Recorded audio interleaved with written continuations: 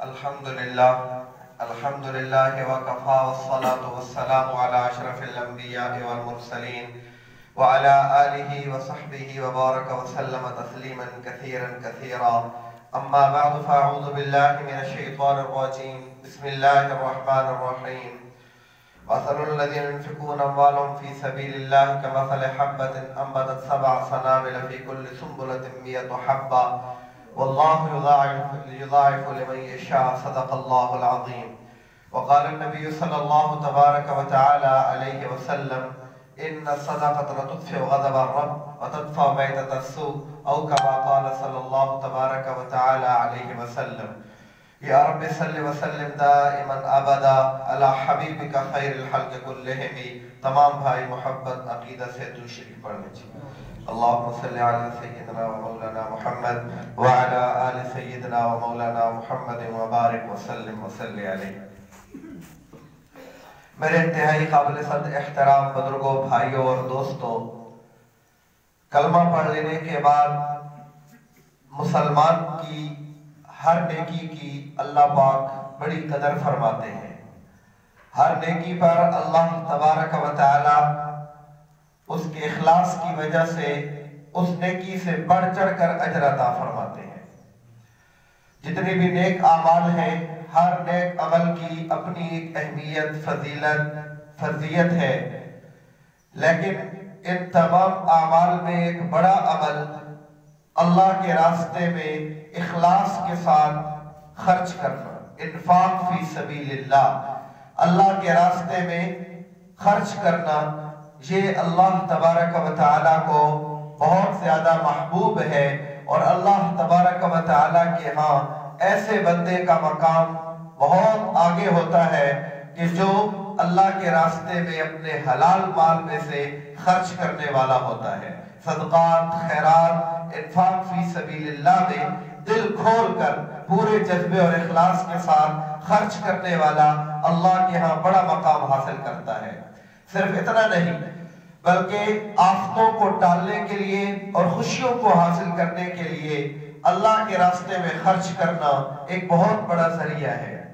تبھی جب یہ مسلمان اللہ کے راستے میں اپنا مال خرچ کرتا ہے تو اللہ اتنی بڑی قدر فرماتے ہیں کہ باقی کسی عمل کے بارے میں آپ کو یہ نہیں ملے گا کہ اللہ تبارک و تعالی اپنے کسی جو ہے وہ چیز کو شامل کرے اپنے آپ کو کہ میں بھی اس کے اندر شامل ہو جاتا ہوں اور اپنا ہاتھ آگے بڑھاتا ہوں. وہ صرف آپ کو صدقے کے بارے میں ملے گا کہ جب کوئی بندہ اللہ کے راستے میں صدقہ دیتا ہے، خرچ کرتا ہے، تو حدیث میں آتا ہے اللہ کے نبی نے فرمایا اللہ اپنے دائیں ہاتھ میں اس کو قبول فرما لیتے ہیں.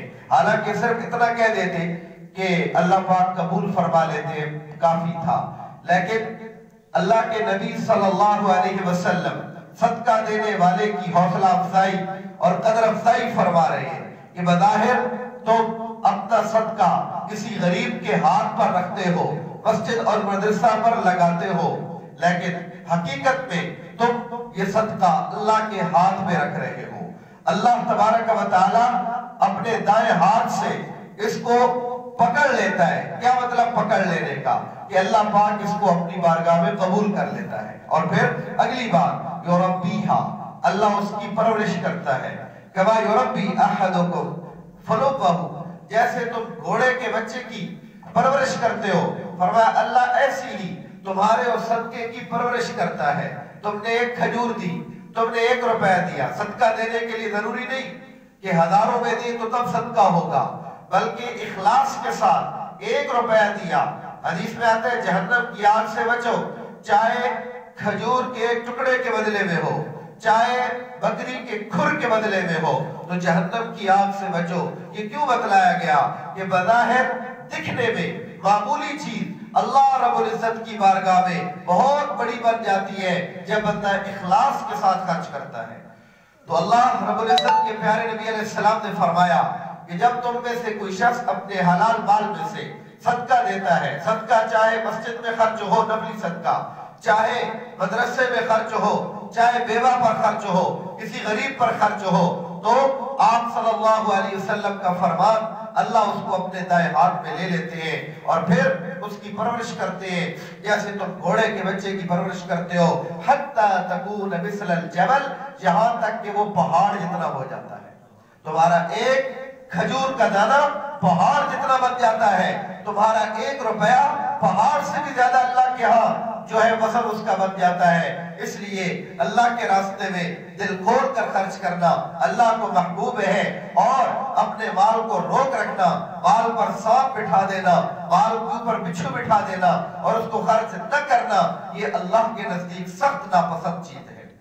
کہ اللہ کا دیا ہوا مال اللہ رب العزت کے راستے میں خرچ کرنا ہے، اور شیطان کے لیے سب سے بڑی کوشش اور محنت یہ ہوتی ہے کہ یہ بندہ کسی طرح صدقہ دینے سے بعد آ جائے، یہ اللہ کے راستے میں خرچ کرنے سے رک جائے۔ وہ پوری محنت کرتا ہے، پوری کوشش کرتا ہے، جہاں اور نیک اعمال سے روکتا ہے وہاں سب سے بڑی کوشش یہ ہوتی ہے کہ مومن بندہ اللہ کے راستے میں خرچ نہ کرے۔ اب خرچ سے روکنے کے لیے وہ دل میں طرح طرح کے وسوسے ڈالتا ہے کہ اگر تم خرچ کرو گے خود فقیر ہو جاؤ گے، خود غریب ہو جاؤ گے، لوگوں کے سامنے ہاتھ پھیلاؤ گے، تمہارے پاس اپنا کچھ نہیں بچے گا، مستقبل میں بڑی ضرورتیں پیش آنے والی ہے، تم نے اپنی بچیوں کی شادی بھی کرنی ہے، تم نے فلاں کام کرنا ہے، بڑے بڑے منصوبے آنکھوں کے سامنے کرے گا اور کہے گا یہ کام تم نے کرنا ہے، یہ پیسہ بچا کے رکھو، مسجد میں نہ دو، مدرسے میں نہ دو، غریب کو نہ دو، فقیر کو نہ دو، ورنہ تم فقیر ہو جاؤ گے۔ قرآن کے الفاظ ہیں، اللہ فرماتے ہیں الشیطان یعدکم الفقر ویأمرکم بالفحشاء، شیطان تمہیں فقر سے ڈراتا ہے اور دھمکاتا ہے، اور ویأمرکم بالفحشاء تمہیں بیہودہ باتوں کا حکم دیتا ہے۔ شیطان کے کہے میں مت آؤ، اللہ کے راستے میں دل کھول کر خرچ کرو۔ حدیث میں آتا ہے جب کوئی بندہ اللہ کے راستے میں خرچ کرتا ہے ما یخرج رجل صدقتہ، جب بھی کوئی آدمی اپنے مال میں سے صدقہ نکالتا ہے تو جب وہ صدقہ نکال رہا ہوتا ہے تو 70 شیطانوں کے جبڑے پھاڑ کر نکالتا ہے۔ کتنے شیطانوں کی جی؟ 70 شیطانوں کے جبڑے منہ کو پھاڑ کر، یعنی شیطان پر یہ کام اتنا زور آور ہوتا ہے، اتنا بوجھ والا ہوتا ہے کہ جب کوئی مومن صدقہ دیتا ہے تو ایسے ہوتا ہے گویا شیطان کے 70 جبڑوں کو پھاڑ کر وہ اپنا مال اللہ کے راستے میں دے رہا ہے۔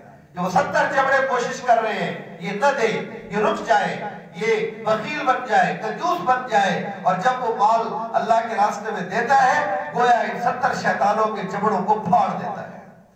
تو اس لیے شیطان کے کہے میں نہ آئے، عرش والے سے تنگی کا ڈر نہ کرے، غربت کا ڈر نہ رکھے، غریب ہونے کا ڈر نہ رکھے، اللہ کے راستے میں جتنا بن پڑے اتنا دیتا چلا جائے، اللہ رب العزت اس کی سوچ اور توقع سے اس کو زیادہ عطا کرے گا۔ آج جتنی آفتیں اور مصیبتیں ہمارے گھروں میں ڈیرا لگا چکی ہیں، ہم ان مصیبتوں سے نکلنے کے لیے کسی بزرگ، کسی نیک آدمی کے پاس جاتے ہیں اور کہتے ہیں دعا کریں اللہ مصیبت ٹال دے۔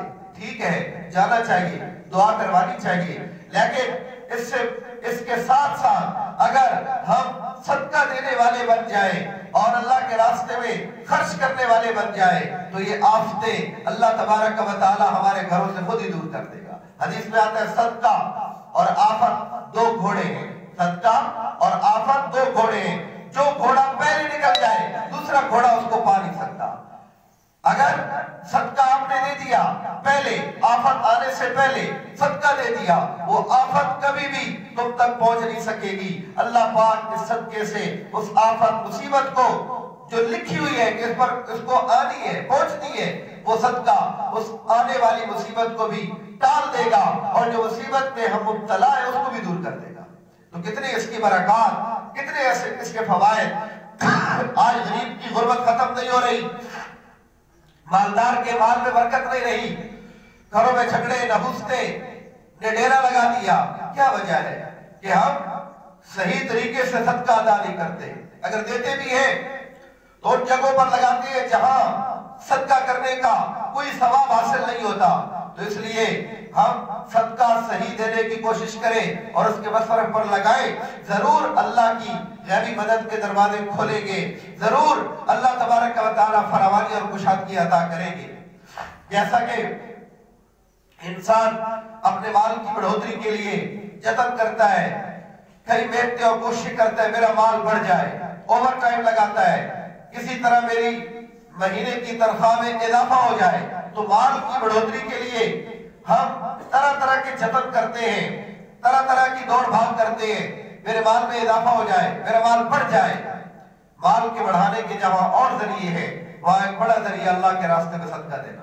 قرآن سے پوچھو، اللہ بتاتے ہیں شاہی کلام، قل ان ربی یبسط الرزق لمن یشاء ویقدر، اے میرے نبی آپ کہہ دیجئے میرا رب جس کے لیے چاہتا ہے رزق کو پھیلاتا ہے اور جس کے لیے چاہتا ہے رزق کو تنگ کر دیتا ہے۔ آگے کیا فرمایا؟ وما انفقتم من شیء فهو يخلفه، جو تم اللہ کے راستے میں خرچ کرو گے اللہ تمہیں ضرور اس کا بدلہ عطا کرے گا۔ اللہ سب سے بہترین بدلہ عطا کرنے والا ہے۔ اگر تم اللہ کے راستے میں کچھ بھی دو گے، حدیث میں یہ نہیں کہا کہ تم 1000 دو گے، 100 روپے دو گے، قرآن میں اللہ نے کہا من شیء، شیء کا مطلب کیا ہوتا ہے؟ کوئی چھوٹی سی چھوٹی چیز بھی اگر تم اللہ کے راستے میں دو گے تو اللہ اپنی شان کے مطابق بڑے سے بڑا اجر تمہیں عطا کرے گا۔ حاتم طائی سے کسی غریب نے 5 دینار مانگے، اس نے 200 دینے کا حکم دے دیا، تو جو منشی تھا اس نے کہا حضرت اس کو 5 کی ضرورت تھی، آپ نے اس کو 200 دے دیے۔ تو حاتم طائی نے کہا اس نے اپنی شان کے مطابق مانگا، میں نے اپنی شان کے مطابق دیا۔ تو جب ہم اللہ سے لیں گے اور اللہ پاک دینے پہ آ جائیں گے تو پھر ہماری ضرورت سے بڑھ کر عطا کریں گے، ہماری جو ہے وہ شان اس سے بڑھ کر اللہ عطا کریں گے۔ ہماری تو اللہ کے سامنے کوئی شان ہی نہیں ہے۔ اللہ پاک بڑی شانوں والے ہیں، بڑی قدرتوں والے ہیں، بڑی عظمت والے ہیں۔ تو اگر کوئی اللہ تبارک و تعالیٰ سے لو لگائے گا اور اپنا مال اللہ کے راستے میں خرچ کرے گا اللہ ضرور اس کا بدلہ عطا کرے گا۔ اسی لیے قرآن میں اللہ نے مثال دی ہے، مثل الذین ينفقون اموالهم فی سبیل اللہ کمثل حبۃ انبتت 7 سنابل فی کل سنبلۃ 100 حبۃ، ان لوگوں کی مثال جو اللہ کے راستے میں خرچ کرتے ہیں ایسے ہے جیسے کوئی کھیتی باڑی کرنے والا ایک بیج گندم کا زمین میں بوتا ہے اور اس میں سے اللہ تبارک و تعالی سٹے نکالتے ہیں، 7 سٹے، ہر سٹے میں 100 دانے، ایک دانہ 700 دانوں میں تبدیل ہو جاتا ہے۔ اللہ فرماتے ہیں اسی طرح جو اللہ کے راستے میں خرچ کرتے ہیں اللہ ان کے مال کو 700 گنا بڑھا دیتا ہے اور اس سے بھی زیادہ بڑھا دیتا ہے، اس کا اجر بھی اور اس مال کے اندر بھی اللہ پاک بڑھوتری کرتا رہتا ہے۔ واللہ، آگے اللہ نے کیا کہا؟ 700 کہہ کر بریک نہیں لگائی، آگے اللہ نے کہا واللہ یضاعف لمن یشاء، اور اللہ جس کے لیے چاہتا ہے اس سے بھی دگنا دے دیتا ہے۔ تو اللہ پاک دینے پہ آ جائے تو چھپڑ پھاڑ کے دیتا ہے، لاکھ مانگو کروڑ دیتا ہے۔ اس لیے عرش والے سے کبھی بھی تنگی اور غربت کا ڈر نہ کیا جائے، بلکہ اللہ کے راستے میں دل کھول کر خرچ کرتے رہنا چاہیے اور روزانہ کی بنیاد پر خرچ کرتے رہنا چاہیے۔ ضرور اللہ پاک اپنی غیبی مدد کے دروازے کھولیں گے۔ ایک نہیں 20 آیاتیں جن میں اللہ پاک نے اس طرح کا وعدہ کیا، مَنْ الَّذِي يُقْرِضُ اللَّهَ قَرْضًا حَسَنًا، جو کوئی اللہ کو قرض دے گا۔ حالانکہ قرض اس کو بظاہر کہنا مشکل، لیکن اللہ نے قرض کے نام کے ساتھ اس کو یاد کیا کہ بندہ یہ سمجھ لے کہ جس طرح قرض دیتا ہے تو اس کو واپس وہ لیتا ہے، تو جو اللہ کے راستے میں دے رہا ہے اللہ اس کو ضرور اس کا بدلہ عطا کرے گا، دنیا میں بھی عطا کرے گا اور آخرت میں بھی عطا کرے گا۔ تو فرمایا قرآن میں دوسری جگہ ان المصدقین والمصدقات وَأَقْرَضُوا اللَّهَ قَرْضًا حَسَنًا، بے شک صدقہ کرنے والے مرد اور صدقہ کرنے والی عورتیں، اللہ کے راستے میں قرض دینے والے لوگ، اللہ ضرور ان کو اس کا بدلہ عطا کرے گا اور جتنا وہ دے رہے ہیں ان سے دگنا اللہ ان کو عطا کرے گا۔ تو اللہ تعالیٰ کا یہ وعدہ ہے اور اللہ اپنے وعدے کے خلاف نہیں کرتا، اس لیے ہم اللہ کے راستے میں دل کھول کر خرچ کریں۔ خرچ کرنے والوں کے لیے فرشتوں کی دعائیں ہیں، کون نہیں چاہتا کہ فرشتے اس کے لیے دعا کریں؟ ہر ایک کی چاہت فرشتے میرے لیے دعا کریں۔ تو حدیث میں آتا ہے مَا مِن يَوْمٍ يُصْبِحُ الْعِبَادُ فِيهِ إِلَّا مَلَكَانِ يَنزِلَانِ، ہر دن جب صبح ہوتی ہے 2 فرشتے آسمان سے زمین پر آتے ہیں اور وہ دونوں دعا مانگتے ہیں، ایک دعا مانگتا ہے دوسرا بد دعا کہتا ہے۔ دعا مانگنے والا کیا کہتا ہے؟ اللہم آت منفقا خلفا، اے اللہ جو خرچ کرنے والا ہو آج کے دن تیرے راستے میں، اے اللہ اس کو اور اس کا اچھا نعمت بدل عطا کر۔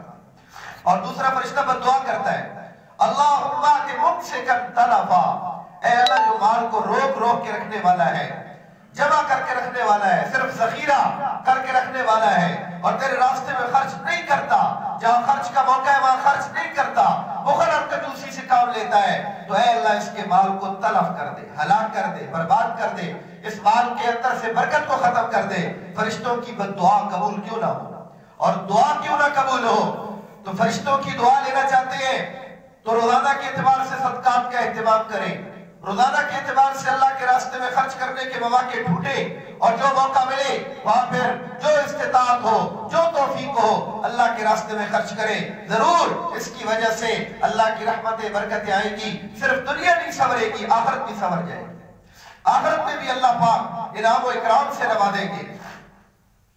اس لیے حدیث پاک میں آتا ہے کہ جب اللہ تبارک و تعالی کسی بندے سے ناراض ہوتے ہیں تو ناراضگی میں بعض اوقات ناراضگی اتنی بڑھ جاتی ہے کہ اللہ پاک کا جلال غالب آ جاتا ہے اس بندے کے اوپر، تو پھر اللہ تبارک و تعالی ناراضگی میں اس بندے کی پکڑ بھی کر لیتے ہیں۔ ان بطش ربک لشدید، آپ کے رب کی پکڑ بڑی سخت ہے، اور جب رب پکڑنے پہ آتا ہے پھر آسمان سر پہ گرتا محسوس ہوتا ہے اور زمین نیچے سے سرکتی ہوئی محسوس ہوتی ہے۔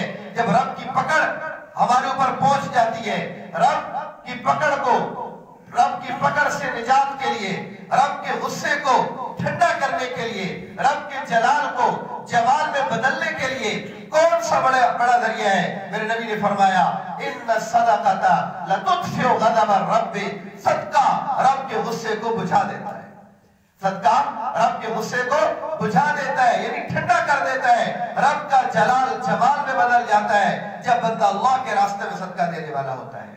اور ساتھ فرمایا وَتَدْفَعُ مَيْتَةَ السُّوءِ، صدقہ دینا یہ انسان کو بری موت سے دور کر دیتا ہے، کہ اس کا انجام برا نہیں ہوگا، صدقہ دیتا رہے گا تو اس کا انجام اچھا ہوگا، ایمان اور نیک عمل پر موت آئے گی، اور جو موت آئے گی وہ موت بھی ذلت والی نہیں ہوگی، وہ موت بھی سعادت والی ہوگی اگر وہ اللہ کے راستے میں خرچ کرنے والا ہوگا، صدقات خیرات کا اہتمام کرنے والا ہوگا، تو اس طرح اللہ پاک دنیا میں بھی رحمتیں عطا کریں گے اور آخرت کی رحمتیں اور برکتیں بھی عطا کریں گے۔ اس لیے آپ صلی اللہ علیہ وسلم نے فرمایا لوگو داؤ مرضاکم بصدقہ، اپنے مریضوں کا علاج کرو صدقے کے ذریعے سے۔ آج صرف دوا دارو تو کیا جاتا ہے، لیکن اپنے مریضوں کے علاج کے لیے صدقے کا کبھی سوچا ہی نہیں جاتا کہ ہمیں صدقہ کرنا چاہیے۔ اگر میرا مریض ٹھیک نہیں ہو رہا تو اس کا صرف یہ مطلب نہیں کہ اس پر جادو ہو چکا ہے، تعویذات کے چکر لگائے جائیں، تعویذوں کی گھڑیاں اس کے گلے میں ڈال دی جائیں، جادو ہو چکا ہے اس لیے میرا مریض ٹھیک نہیں ہو رہا۔ ارے بابا، یہ کام کرنے کی بجائے تم مصلے پہ آ جاؤ، 2 رکعت نفل پڑھو، پھر اللہ کے راستے میں صدقہ دو، اللہ سے مانگو صدقہ دو، علاج دارو بھی کرو، دیکھو اللہ پاک کیسے شفا عطا کرتا ہے۔ یہی طریقہ سنت سے ملا ہے۔ تو اس لیے اپنے مریضوں کا علاج میرے نبی نے کیا فرمایا؟ کس سے کرو؟ صدقے کے ذریعے سے۔ اور آنے والی بلاؤں کو کا استقبال کرو۔ استقبال کا کیا مطلب؟ ان کا سامنا کرو دعا کے ذریعے سے اور گڑگڑانے کے ذریعے سے، کہ اگر تم دعاؤں میں وقت گزارو گے، گڑگڑاؤ گے، تو آنے والی مصیبتیں اللہ پاک ہٹا دے گا۔ تو دعائیں مصیبتوں کو ہٹانے والی، صدقہ مریضوں کا علاج کرنے والا۔ کتنے ایسے مریض تھے کہ جن کے بارے میں ڈاکٹروں نے کہہ دیا تھا کہ اب ان کی زندگی مشکل ہے بچنا، تو ان کے گھر والوں نے ان کے لیے صدقات کا اہتمام کیا۔ ڈاکٹر حیران رہ گئے، کتنی کارگزاری کتابوں میں لکھی ہوئی ہیں، ڈاکٹر حیران رہ گئے یہ یکدم کیسے اچانک اس کو شفا مل گئی۔ تو اس کے پیچھے کیا تھا؟ صدقہ تھا، اللہ کے نبی کی سنت تھی، داؤ مرضاکم بصدقہ، اپنے مریضوں کا علاج کرو، کس کے ذریعے سے؟ صدقے کے ذریعے سے۔ تو صدقہ دنیا اور آخرت کی بہت بڑی رحمتوں کو لے کر آتا ہے، بہت بڑی برکتوں کو لے کر آتا ہے، اس لیے صدقات کا اہتمام کرتے رہنا چاہیے۔ حدیث پاک میں آتا ہے قیامت والے دن جب نفس نفسی کا عالم ہوگا، ہر کوئی سائے کی تلاش میں ہوگا، دھوپ اتنی کہ سورج قریب، سوا نیزے کے فاصلے پر، پسینہ اتنا کہ غرق ہوا ہے، ڈوبا ہوا ہے اپنے پسینے میں، کوئی ناک تک، کوئی ناف تک، کوئی گھٹنے تک، کوئی ٹخنوں تک اپنے اپنے پسینے میں ڈوبا ہوا ہوگا اور کسی کو پسینے کی لگام چڑھی ہوئی ہوگی. میرے نبی نے کہا اتنی سخت گرمی ہوگی اور لوگ سایہ ڈھونڈ رہے ہوں گے, کوئی سایہ ملے, کوئی سایہ ملے. کچھ لوگ ایسے ہوں گے جن کو اللہ اپنے عرش کا سایہ عطا کرے گا اور ان میں ایک وہ ہوگا جو اللہ کے راستے میں اس طرح صدقہ دیتا ہے, ایک ہاتھ صدقہ دیتا ہے دوسرے ہاتھ کو بھی نہیں پتہ چلتا, اتنا چھپا کر صدقہ دیتا ہے. اور دوسری حدیث میں آتا ہے ان ذل المومن یوم القیامت صدقتہ, قیامت والے دن مومن کا صدقہ یہ اس کا سایہ بن جائے گا, اس کی دھوپ سے اور گرمی سے حفاظت کرے گا. میرے نبی کا فرمان ہے صدقہ قبر کی گرمی سے بھی بچاتا ہے, صدقہ قبر کی گرمی سے بھی بچاتا ہے. قبر ٹھنڈی ہو جائے, قبر نور سے منور ہو جائے, قبر کے اندر جو ہے وحشت ختم ہو جائے, قبر کے اندر مانوسیت پیدا ہو جائے, اس کے لیے صدقات کا اہتمام میرے پیارے نبی کریم صلی اللہ علیہ وسلم نے اس کی ترغیب دی ہے. اسی طرح حدیث پاک میں آتا ہے آپ صلی اللہ علیہ وسلم نے فرمایا جنت میں ایک دروازہ ہے جس کا نام ہے باب صدقہ. جنت کے 8 دروازے اللہ پاک نے دروازوں کے نام رکھ دیے. یہ باب الریان ہے, اس سے روزہ دار داخل ہوں گے. یہ باب الصلاۃ ہے, اس سے نمازی داخل ہوں گے جو زیادہ نماز پڑھنے والے. یہ مطلب نہیں کہ صرف نماز پڑھتے باقی کوئی کام نہیں کرتے, نہیں, باقی عمل بھی کرتے ہیں لیکن نماز ان کی عمل میں ایک الگ شان رکھتی ہے, تو ان کو پھر نماز والے دروازے سے داخل کیا جائے گا. باقی بھی سارے کام کرتے ہیں لیکن روزہ ان کی طبیعت بن چکا ہے تو اب باب الریان سے ان کو داخل کیا جائے گا. آپ صلی اللہ علیہ وسلم نے فرمایا من کان من اہل صدقہ, جو کوئی صدقہ دینے والا ہوگا, صدقہ دینے کا متلاشی ہوگا, موقع ڈھونڈے گا کہ کوئی ایسا موقع ملے جہاں میں صدقہ کروں, تو ایسے کو باب الصدقہ سے آواز پڑے گی اے صدقہ دینے والے اس دروازے سے جنت میں داخل ہو جاؤ. تو اس لیے صدقات کا اہتمام کرنا, جو خرچ کے موقع ہیں ان میں بخل نہ کرنا, کنجوسی نہ کرنا, یہ اللہ تبارک و تعالیٰ کو مطلوب ہے, اللہ کو محبوب ہے. اور قرآن میں آتا ہے کہ تمہارے صدقہ دینے سے اللہ تمہارے گناہوں کو مٹا دے گا, یعنی صدقہ دینے سے وَيُكَفِّرُ عَنْكُمْ سَيِّئَاتِكُمْ, اللہ تمہارے گناہوں کو مٹائے گا. جس طرح توبہ سے گناہ مٹتے ہیں, استغفار سے گناہ مٹتے ہیں, اسی طرح صدقہ دینے سے بھی اللہ پاک گناہوں کو مٹاتے ہیں. اللہ کی ناراضگی دور ہوتی ہے, اللہ کی رضا اور رحمت کے فیصلے اترتے ہیں اور کھیتوں میں, دکانوں میں, گھروں میں برکتیں آتی ہیں. کس کی برکت سے؟ صدقے کی برکت سے. اس لیے آپ صلی اللہ علیہ وسلم نے خود صدقات کا اہتمام کیا, آپ کے صحابہ نے صدقات کا اہتمام کیا. بلکہ آپ کو اگلی بات بتاؤں, صدقہ دینے سے صرف مال پاک نہیں ہوگا بلکہ صدقہ دینے سے انسان کا نفس پاک ہوتا ہے, صدقہ دینے سے انسان کی سوچ پاک ہوتی ہے, صدقہ دینے سے انسان کی فکر پاک ہوتی ہے. میں اپنی طرف سے بات نہیں کہہ رہا, قرآن اور حدیث کی دلیل آپ کے سامنے پیش کروں گا. اللہ قرآن میں کہتے ہیں وَسَيُجَنَّبُهَا الْأَتْقَى, جہنم کی آگ سے بچا لیا گیا کون؟ جو سب سے بڑا پرہیزگار ہے. آگے کیا فرمایا الَّذِي يُؤْتِي مَالَهُ يَتَزَكَّى, جو اپنا مال اللہ کے راستے میں دیتا ہے يَتَزَكَّى, تاکہ اپنا تزکیہ کر لے, اپنے آپ کو سنوار لے, اس کا تزکیہ ہو جائے, وہ اللہ کے عمدہ سے عمدہ بن جائے. اس لیے وہ اپنا مال اللہ کے راستے میں دیتا ہے. اس لیے بطور خاص اللہ نے اپنے نبی کو فرمایا اے میرے نبی خذ من اموالہم صدقۃ تطہرہم وتزکیہم بہا وصلی علیہم ان صلاتک سکن لہم. اے میرے نبی جی آپ ان لوگوں سے مال صدقے کا وصول کریں, ان سے زکوٰۃ وصول کریں. کیوں؟ یہ صدقہ ان کو بھی پاک کر دے گا اور ان کے مال کو بھی پاک کر دے گا. اور اگر یہ اپنے مال کی زکوٰۃ ادا نہیں کریں گے تو پھر ان کا مال سارا ناپاک ہو جائے گا, پھر وہ مال ہر وقت خطرے میں ہے. کوئی ڈاکو پڑ سکتا ہے, کوئی چور پڑ سکتا ہے, کوئی ایسی بیماری آ سکتی ہے جو سارے مال کو لے ڈوبے گی. اسی لیے آپ صلی اللہ علیہ وسلم کے پاس ایک آدمی کے بارے میں خبر آئی کہ فلاں کا مال ہلاک ہو گیا. آپ نے فرمایا اس نے اپنے مال کی زکوٰۃ ادا نہیں کی. اگر وہ اپنے مال کی زکوٰۃ ادا کرتا تو اس کا مال ہلاک نہ ہوتا. اس لیے حدیث پاک میں آتا ہے کہ جب کوئی آدمی کسی کے مال میں زکوٰۃ کا مال شامل ہو جائے الا اہلکتہ, تو زکوٰۃ کا مال اس کے باقی مال کو بھی ہلاک کر دیتا ہے. اس لیے زکوٰۃ کا حساب کر کے, زکوٰۃ کے مسائل کو سیکھ کر کے ہم زکوٰۃ کو ادا کرنے والے بن جائیں. کتنے ایسے لوگ ہیں جو صاحب استطاعت ہیں, صاحب نصاب ہیں لیکن مالوں کی زکات ادا نہیں کرتے، نماز کو فرض سمجھتے ہیں لیکن زکات کو فرض نہیں سمجھتے، کتنے سال گزر جاتے ہیں کوئی پتہ ہی نہیں ہے کہ زکات بھی اسلام کا ایک پلر ہے، اسلام کا ایک ستون ہے، اور میرا اسلام اللہ کے ہاں تب معتبر ہوگا جب میں اپنے مال کی زکات ادا کروں گا۔ اس طرف نہ خواب ہے، نہ خیال ہے، نہ تمنا ہے، نہ آرزو ہے، میرے بھائیوں کیسے ہم اللہ کے نزدیک مقبول ہو سکتے ہیں؟ اللہ پاک نے جہاں نماز کا ذکر کیا ساتھ زکات کو جوڑ کر کے ذکر کیا، اور ایک بار نہیں قرآن میں کئی بار ذکر کیا، اس لیے کہ زکات کی اہمیت بتلانے کے لیے کہ یہ کتنا اہم فریضہ ہے جس کو آج کتنے فیصد مسلمان ہیں جو چھوڑ چکے ہیں، پتہ ہی نہیں ہے کہ زکات بھی ہم پر فرض ہے، اپنے مالوں کی، اپنی کھیتیوں کی، اپنی پیداوار کی۔ اس کے مزید مسائل ہیں تو وہ بھی انشاءاللہ مزید جو جمعہ آئے گا اللہ سے مانگ کر انشاءاللہ مزید پیش کیے جائیں گے۔ اللہ سے دعا ہے اللہ تبارک و تعالی ہمیں اپنے راستے میں دل کھول کر خرچ کرنے کی توفیق نصیب فرمائے، آمین۔ وما علینا الا